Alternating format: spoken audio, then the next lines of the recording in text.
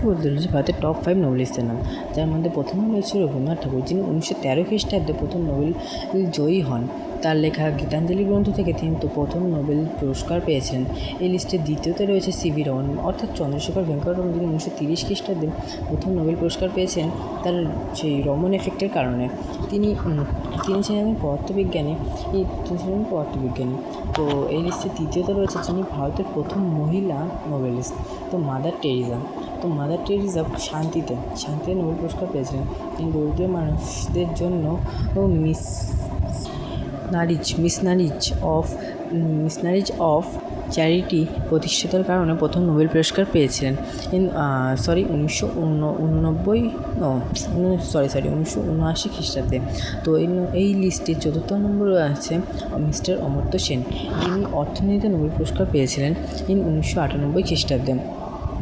তিনি কল্যাণমূলক অর্থনীতির কারণে নোবেল পুরস্কার পেয়েছিলেন। এই লিস্টে পঞ্চম নম্বরে রয়েছে ফাইভ নম্বরে রয়েছে এই মিস্টার কৈশল্য শতার্থী। নামটা আমার ঠিক উচ্চারণ হয় না, কৈশল্য শতার্থী, হ্যাঁ ঠিকই আছে। তো 2014 খ্রিস্টাব্দে তিনি প্রথম নোবেল পুরস্কার পেয়েছিলেন। তিনিও শান্তিতে, প্রথম বলা যায় না কারণ তিনি শান্তিতে নোবেল পুরস্কার পেয়েছিলেন মাদার টেরিজার পরে। মাদার টেরিজা পেয়েছিল 1779 খ্রিস্টাব্দে, আর তিনি 2014 খ্রিস্টাব্দে মাদার টেরিজার পরে এই ব্যক্তি যিনি শান্তিতে নোবেল পুরস্কার পেয়েছিলেন।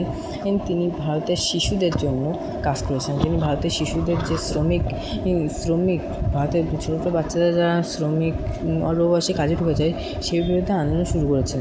তিনি ভারতের শিশু শ্রমিক বিরোধী আন্দোলন শুরু করে প্রথম নোবেল পুরস্কার পান